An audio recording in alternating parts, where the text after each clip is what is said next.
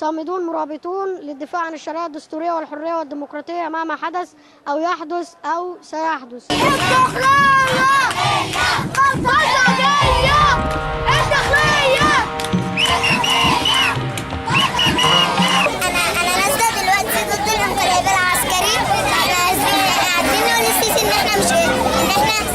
مش ارهابيين، احنا نازلين نأيد الشرعيه ونأيد الدكتور محمد مرسي.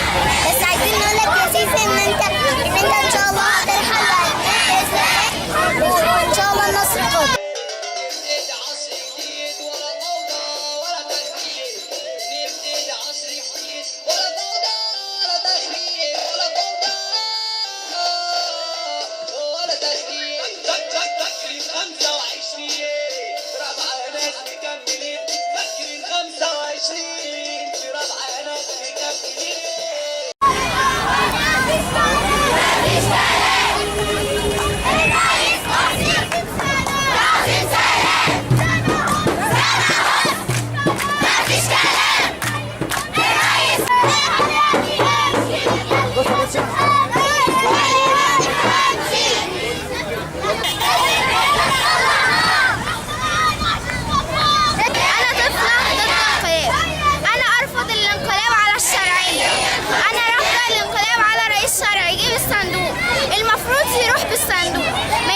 كده انا عايزه اجيب حق هاني وحق يونس وحق عيال كتير تانيين صغيرين ما لهمش حق انهم يموتوا.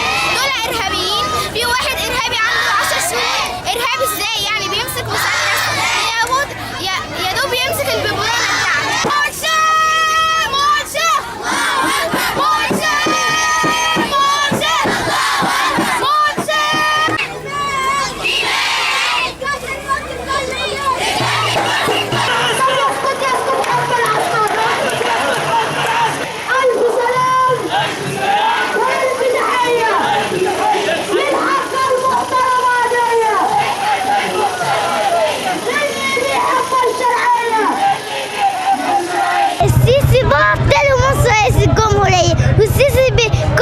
اللي بيعمل ده باطل والناس بتموت وهو قاعد يقتل فيه. نزل عشان ارجع مرسي وارجع الشرعيه واطلع مرسي من السجن. نزل اجيب حق اخواتي الشهداء اللي هم مات واللي هو الجيش اللي قتلوه. نزل عشان اللي ماتوا في ربعه والنهضه ورمسيس عشان اجيب حق الشهداء وارفض الانقلاب العسكري. نزل عشان خاطر الشهداء اللي ماتوا، اللي هم ماتوا، الشهيد رفايده والشهيد وكل اللي ماتوا نازل نجيب حقهم. ونازل نازل عشان عبد الرئيس محمد مرسي وعشان الشرعيه. نازل عشان اجيب حق انا نازل عشان اجيب حق المعتقلين، ونازل عشان الشهداء اللي ماتوا. نازل عشان ابين ان احنا لازم ننزل ونطلع صوتنا.